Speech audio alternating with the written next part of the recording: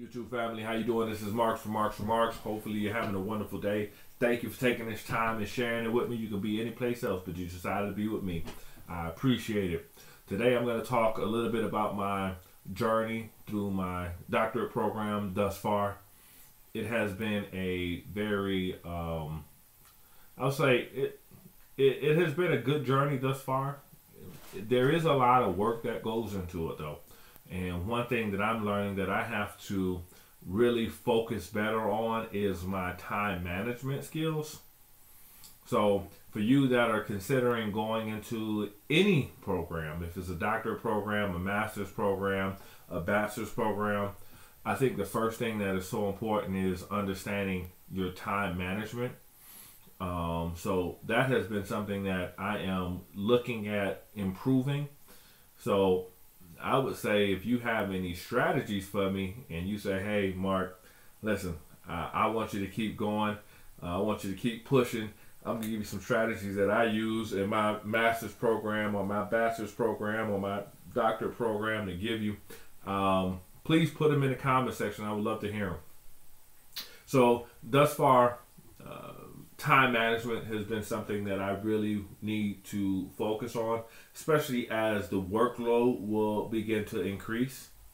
Another thing that they have really stressed to us is the importance of doing your dissertation in the beginning.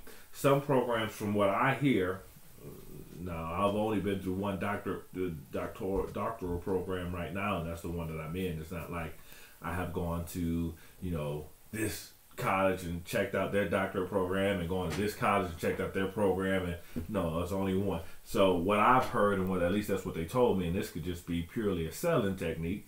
They could just be telling me this just to blow smoke. But what I was told is that other programs that you go through is that it's more of a scenic route. You go into the program, you take classes. After you take classes, then you start thinking about what you're going to write your dissertation on, and then you form a committee, and then so there's so many layers to actually getting a doctorate degree in those areas where, in my college that I attend, it's right from the beginning, the expectation is that you're thinking about your dissertation, which is pretty intense, right? Because you go in, a lot of my colleagues are in there like, I don't know what I want to write a dissertation on, or I don't know nothing about this process, or how do you start this. So, but right in the beginning, they drill you. What is your dissertation topic on? And you start off here. And mind you, I'm only in the second class, so I start off here.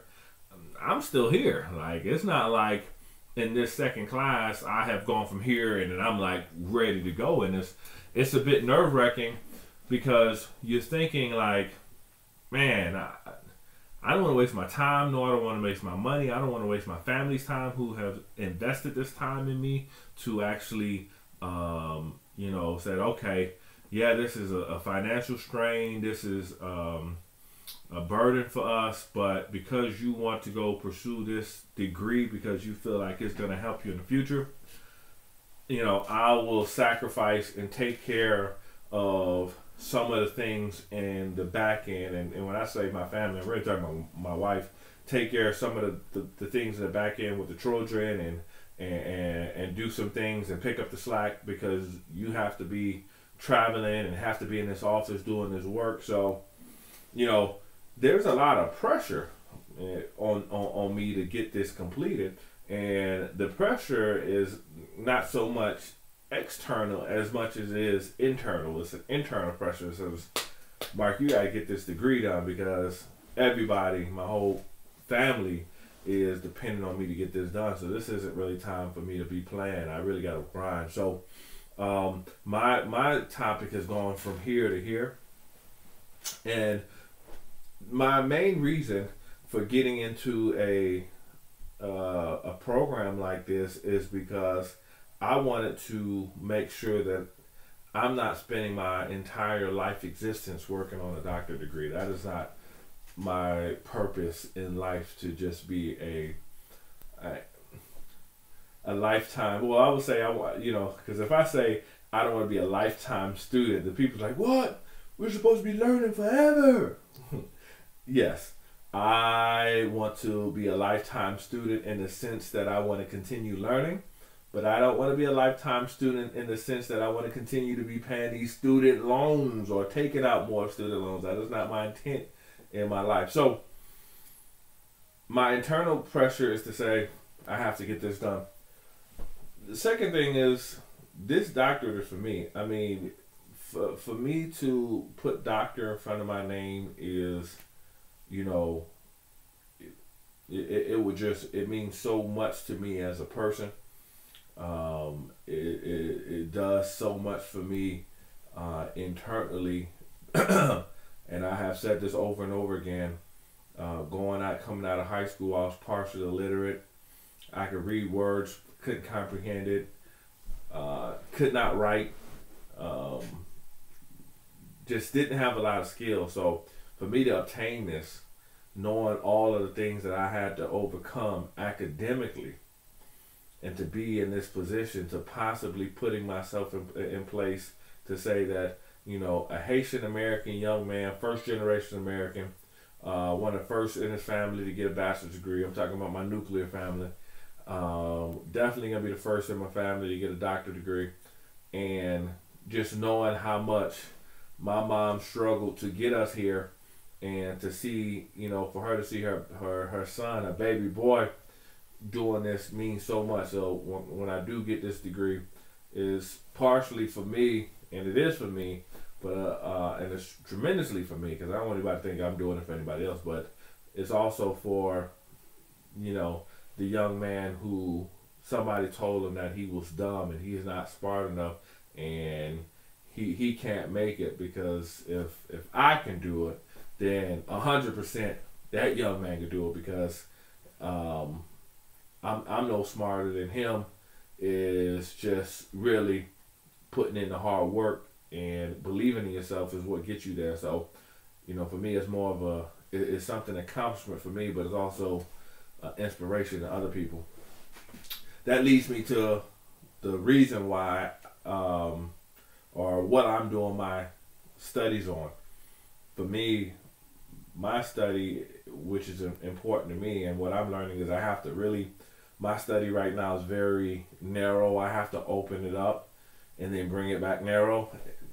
It might not make sense to you, but when you're researching something, you're trying to, essentially what they're telling me, you're just trying to put a pinhole in a larger scheme, or a pinhole in a larger, I would say, a larger body of work.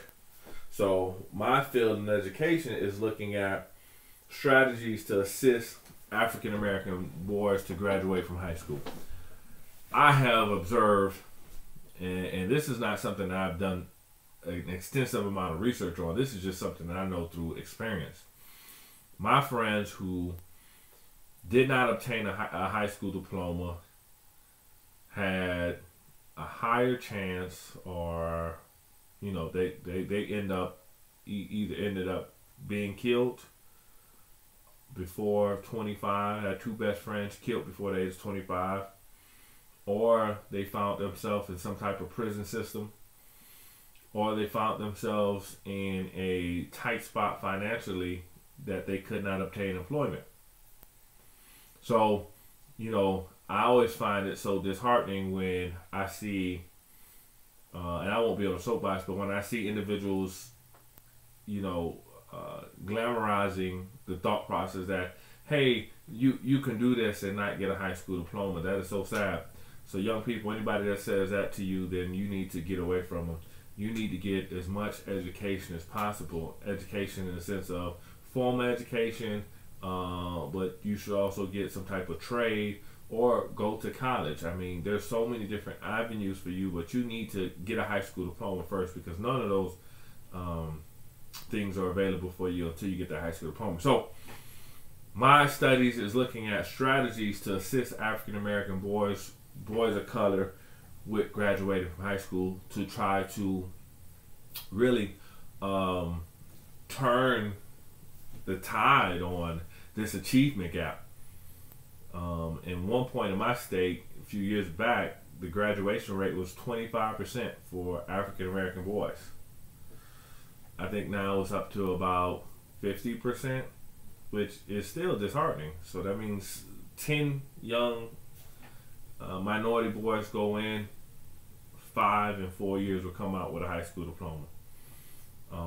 So that is where my study is going towards. What I'm finding an issue in right now is that when I just go to search for strategies to assist African American males to graduate from high school, nothing really populates. There's things that populate for how do you help young men graduate college, or how do you help young men navigate certain things, but it's not as clear as saying, okay, I put this in and then it just populates. So I'm going to just tell you what I'm talking about before I end this video. So when you're doing research, you have to search keywords, and what you're trying to find is peer-reviewed journal articles. Now within that peer-reviewed journal articles, you're trying to see if there's any consistency among the researchers out there, if there's any trends or there's anything that goes on to say, okay, this person is saying this thing, and this person is saying this thing, and this person is saying this thing, but then where is the continuity between them two, or is there any issue between what he studied and what he studied? And within this body of work, then you find what your issue is, and then that's where you explore. Boy, that sounds so vague as I said it, but that's the best I can give you right now, without going over time and making this video too long. I'm already at 11 minutes and 53 seconds. But for me, what I am passionate about is seeing young males graduate from high school. It does so much, and it's so sad to me when I hear statistics like they say that they determine prison cells, what jail cells they're going to build on 3rd grade reading levels. That's sickening to me.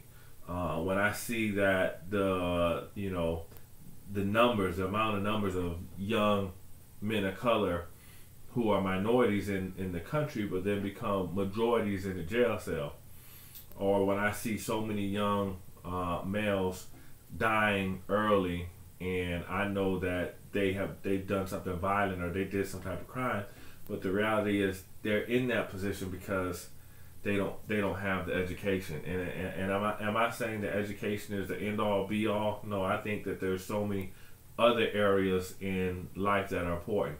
Last point, for me, I think that especially in the black community, education is a cornerstone. You need work, and then you have the church holding it all together.